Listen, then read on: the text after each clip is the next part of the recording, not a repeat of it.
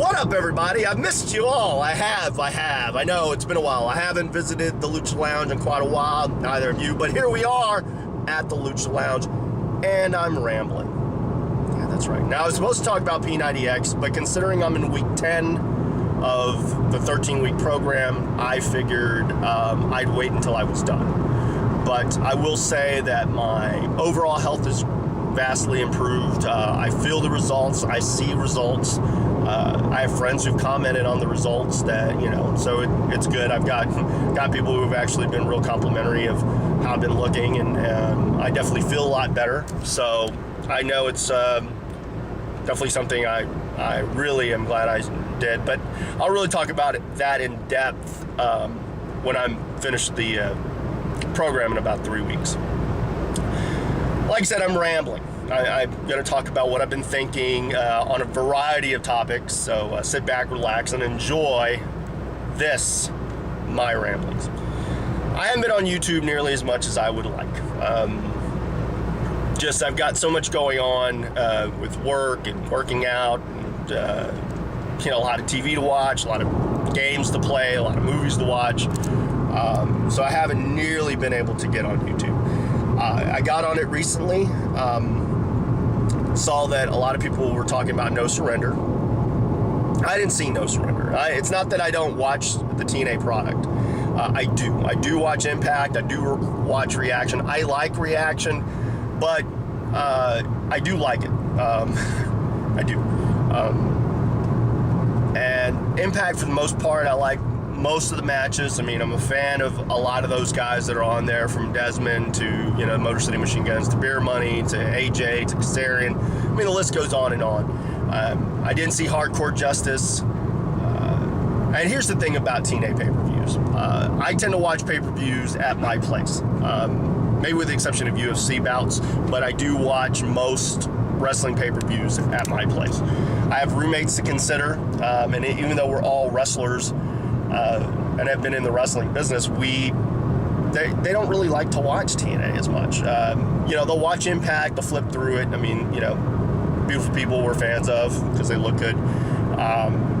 We're fans of Motor City and Beer Money and AJ, and a lot of the guys that I had mentioned.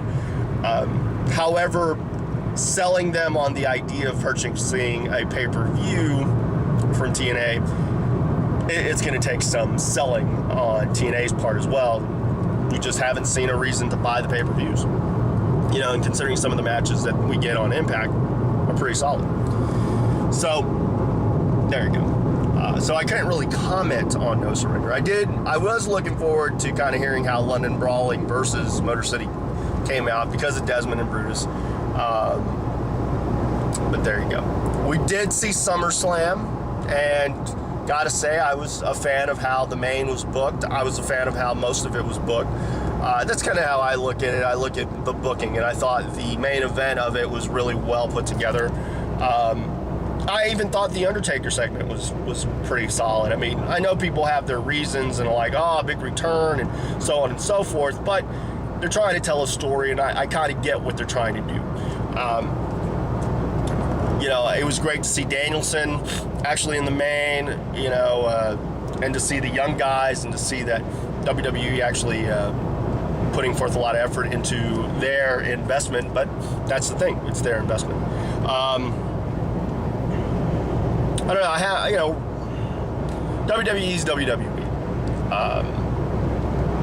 It's an easier sell for my friends, my roommates and such, but it's not like we're going to get every pay-per-view that's out there that WWE does. But, it's good to see Daniel Bryan getting a U.S. title shot against The Miz. Luckily, they kind of picked up where that thing left off. I've been impressed with Miz and his mic work, kind of the angry guy, and really taking it to the fans and kind of doing a tongue-in-cheek thing with locker room, so on and so forth. Kudos to him. He's come a long way from the real world. At the same time, that's probably also, was a way for him to get onto WWE. He had that clout, so to speak. Good for Caval. I was glad that the guy won it. I thought, all in all, he was the most consistent performer on their show. His mic work was kind of suspect, but I mean, that last promo that he did really kind of solidified, when you have Michael Cole kind of going, that was a pretty solid promo. He did his job. The beatdown at the end, I thought, chaotic, whatever.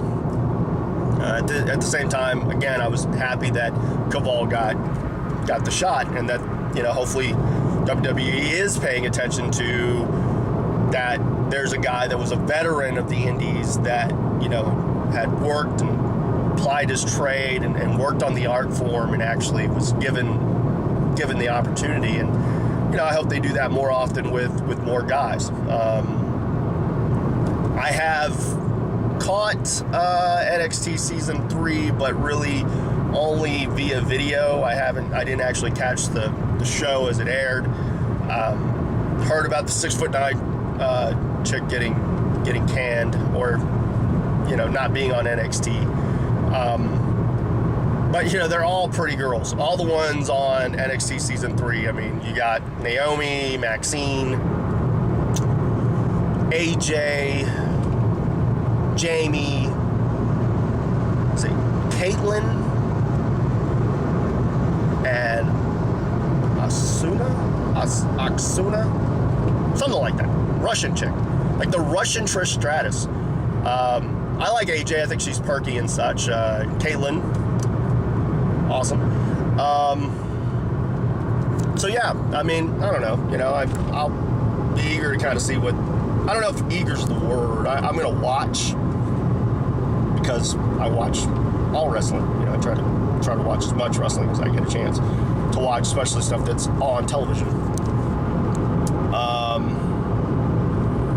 Let's see what else. But I mean, that's about it. I did watch Bill and Doug's latest video, the one talking about Bischoff and Cena and Tyler Black, and they were hyping ROH and talking about the differences with UFC and such. And I'm not one of those guys that's going to be so critical of. I mean, I could sit here and go, man, I could pick it apart. I could pick apart TNA. I could say, why is it that AJ Styles has the television title and never defends it? I mean, isn't the television title supposed to be defended on television? Didn't he do a promo that basically stated that he would defend that title with honor and so on and so forth, and really put a stamp on it, and yet has yet to defend the television title? I mean, they have had television broadcasts, yet he's not defended it. I would think you would defend it. That's just my opinion. Same thing with like the Fortune guys. I like all 6 guys. I just don't understand what hand gesture they're trying to do, because each guy does something different. You got the 4, you got this, you got, I don't know. I'm confused. Generation Me reminds me of the Hardys. I just thought I'd throw that out there. I think even more so with the colorful stuff, because they remind me of when Jeff and Matt were, before they became the Brood. So I'm just waiting for some vampire-like character to form the Brood and take Generation Me under his wing. Like get Gangrel. I don't know if you'd really want to do Gangrel, but maybe Messia. I don't know. Something. I can pick it apart. I could talk about just all the guys from EV 2.0, and I thought we were trying to really push the young guys, and what's this? I could do that, but I don't want to. I could discuss WWE, but the problem is that I get slightly taken aback when they say how watered down the offense is. And I'm not going to say, hey, you have no idea. You're the fans. You watch the product. I watch the product. I'm a student of it. And the way I've been taught, the way I was told probably from day one, is that less is more. I mean, maybe that's an outdated way of looking at things, but I was taught that, and I always kind of thought the guys who made the most money were the guys who didn't really do a whole lot of moves. I mean, you go down the line of guys, probably aside from like Michaels, look at the guys that were on top or have been on top, and whether you think it's political or not. I mean, the way I was taught is that main eventers, you were the main event for a reason. You told a story. You told a really convincing story, that it was more about the story than the actual moves. And that's what they try to teach in developmental, from what I've gathered. I'm not saying that the execution's great, because I think the guys that they bring in a lot of times are agreeing to it, and it's just going to take them time. And unfortunately, they don't really have a place. I mean, FCW, but they don't pick a lot of guys, that have that, years of experience that have done this, that, and the other. But at the same time, to say it's watered down. Again, I was told less is more.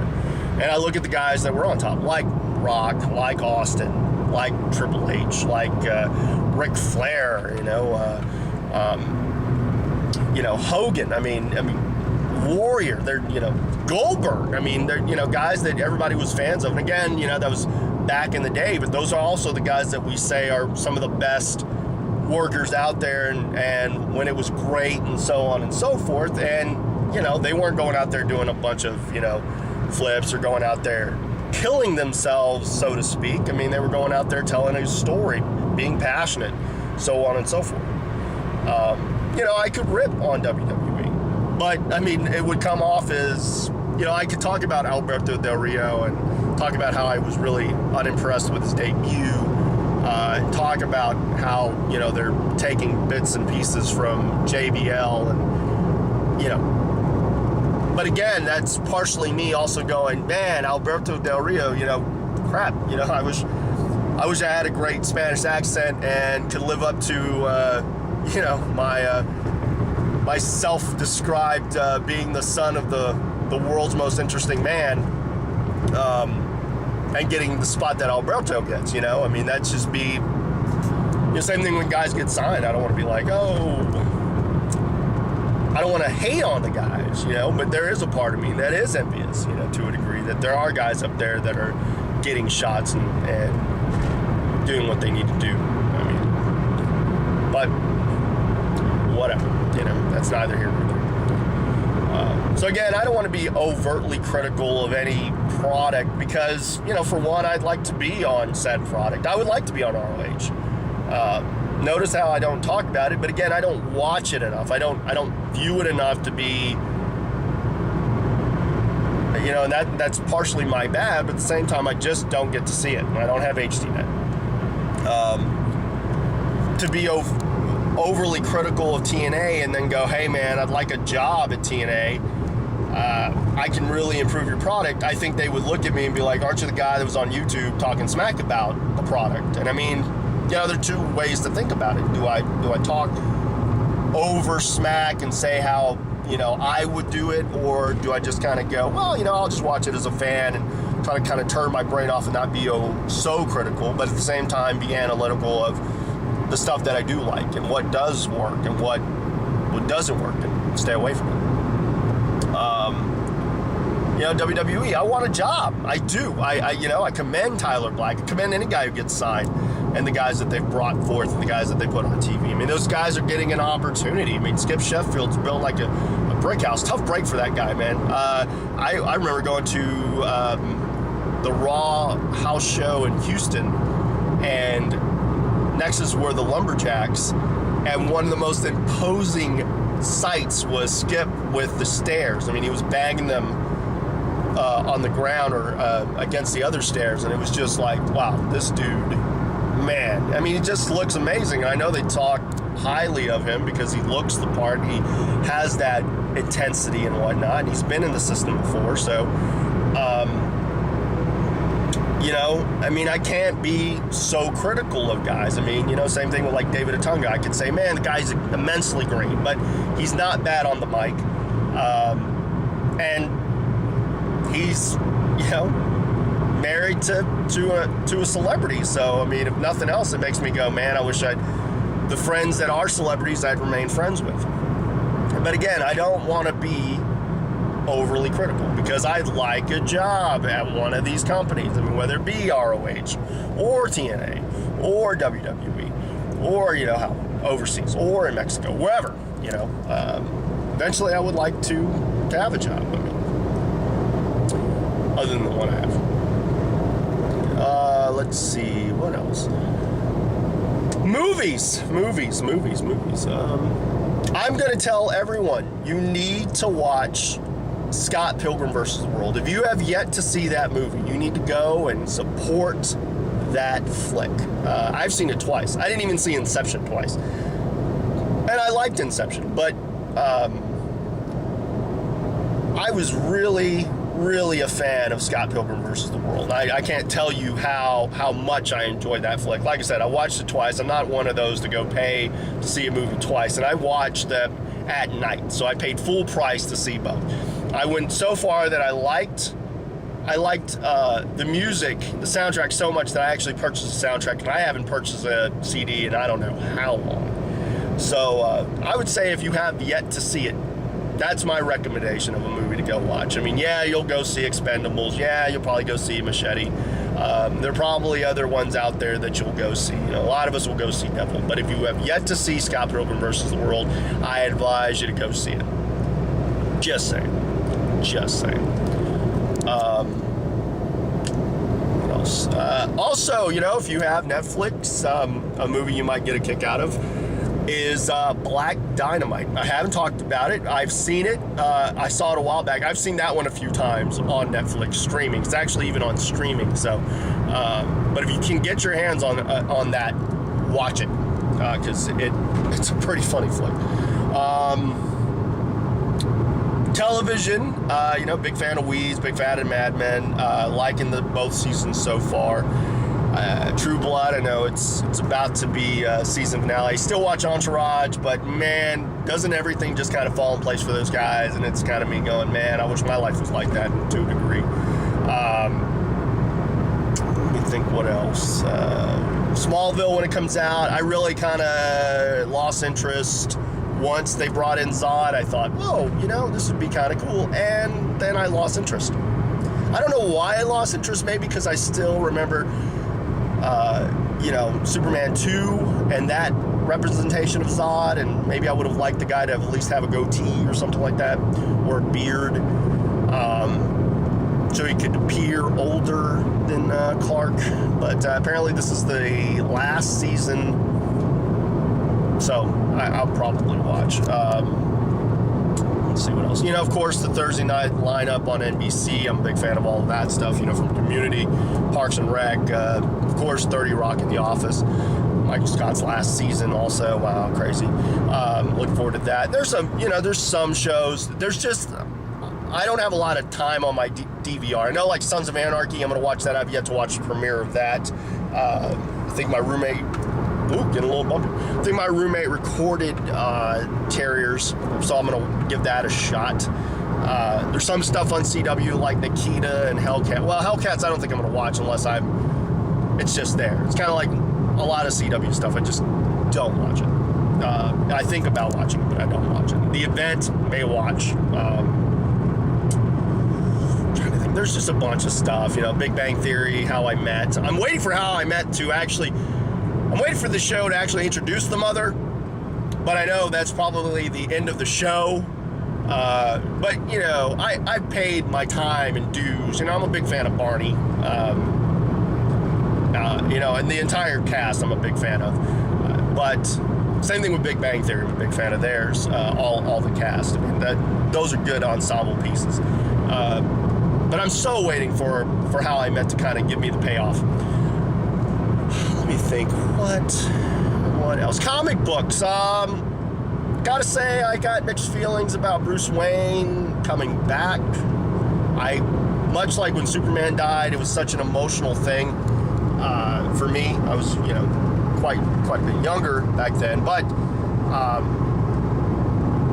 you know, just for an iconic symbol like Superman to pass. Same thing with like Captain America to pass, but I knew it wasn't going to last forever. But the Batman, you know, the death of Bruce Wayne, death of Batman kind of situation, I thought, wow, that was solid. You know, with you know, who was going to win the cowl and all of that. You know, to have Dick Grayson actually get it. I mean, I thought, man, that, you know, all in all, pretty solid thing. But I know I have mixed feelings about it. I think what. what else? Wrestling deaths. Well, I didn't get a chance to talk about it. I know some time's passed. I mean, unfortunately, deaths in wrestling aren't a shock anymore. They just kind of become commonplace, and it's always tragic when it happens. You know, never a good thing. Never a good thing. Luna, I mean, you know, and it seemed like to happen in threes. Luna Vachon. Just remember watching her and you know, the oddities thing, and you know, her teaming up with Goldust, her feud with Sable, and it was actually, you know, very entertaining television. Lance Cade, I remember seeing that guy TWA, well, as Lance Cade, and it's always sad when a guy hasn't reached his 30th birthday and, you know, passes. The thing is that I actually got to team up with Lance a few years after seeing him at TWA. I got to team up with him against Kevin Northcutt and Chaz Taylor, and I think we actually won. It was at an EWF show. So, yeah. Cool guy, for the most part. Just going to leave it at that. And General Skandar Akbar. This one, actually, you know, I had run-ins with him. I'd met him. Always a class act. At one point when I was at PCW, I had taken a break, had lost the title, and I'd taken some time due to injury, and I was making my return. And there was actual talk of me doing kind of changing my persona to a degree to where I'd be kind of a cult leader of sorts, and have a group that would follow me and, you know, have followers, and, you know, so on and so forth. And my mouthpiece would actually be General Skandar Akbar. You know, he would actually do all my talking. You know, although I was, you know, I'm pretty good mic guy, but to have him as my manager was going to be quite the feather in my cap. You know, quite the resume enhancer. But like I said, you know, condolences to, you know, their families and such. You know, it's just always sad. Like I said, you know, just unfortunately becoming more and more commonplace. So yeah, I mean, it's sad. I'm trying to think of anything else. Oh, you know, Doug, I have gray hair, a little white going on. Hate to point it out, but it's there. I mean, you can see it.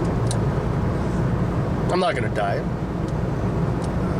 Does that mean I'm over the hill?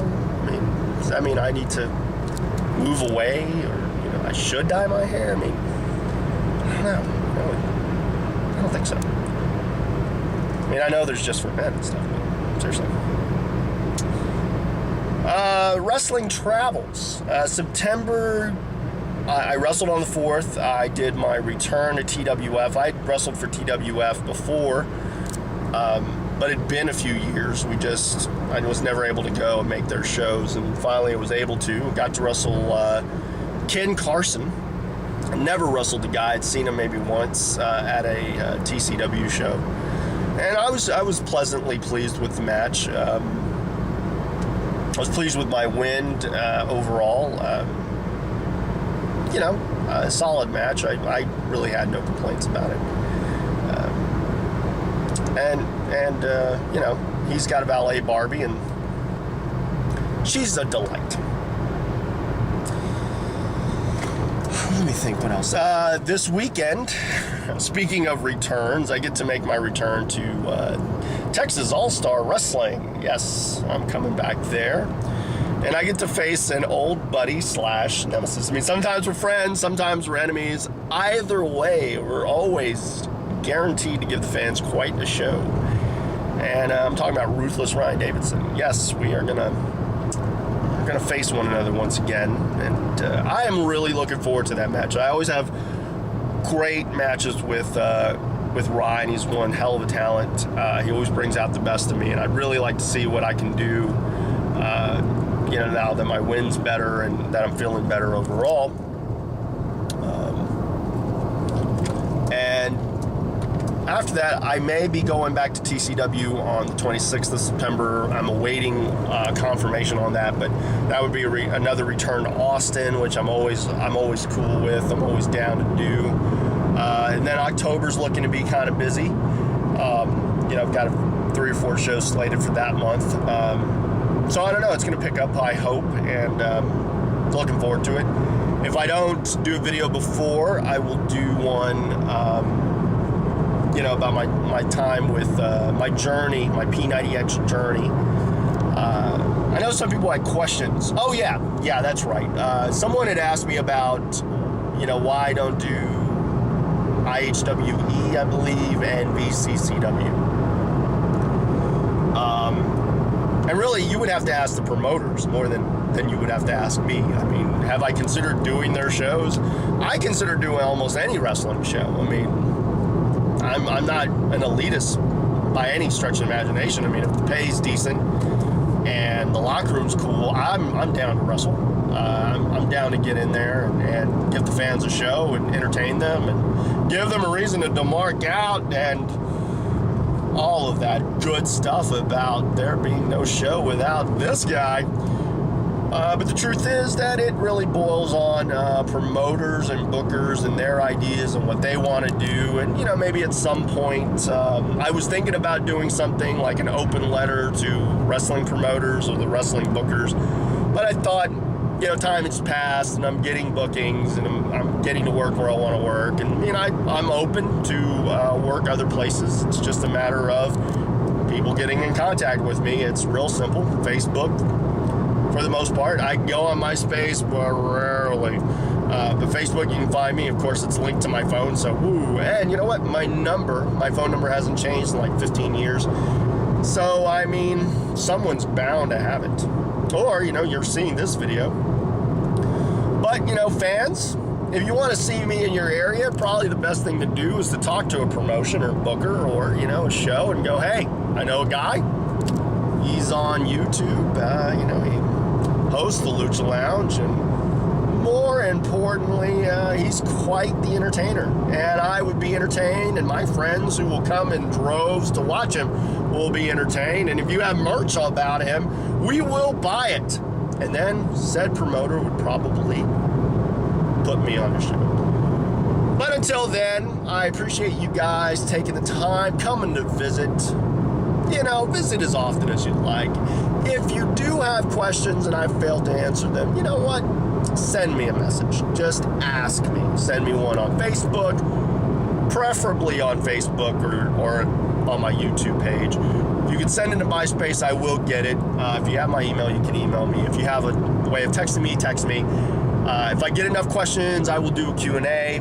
Again, if I don't get anything within 3 weeks and I haven't done a video, then when I end the P90X program, at least my first round of it, I will do a video then and talk in depth about my time with P90X, my overall opinion and so on and so forth. But again, I appreciate all of you guys taking the time, coming to visit. Don't stop visiting. Don't stop believing. And as I always like to say when I wrap this up, I want you to stay cool, stay sexy, stay classy. More importantly, I want you to DeMarc out. I want you to let everyone know there's no show without Steve DeMarco. But most important of all, I want you to have a good day. Later.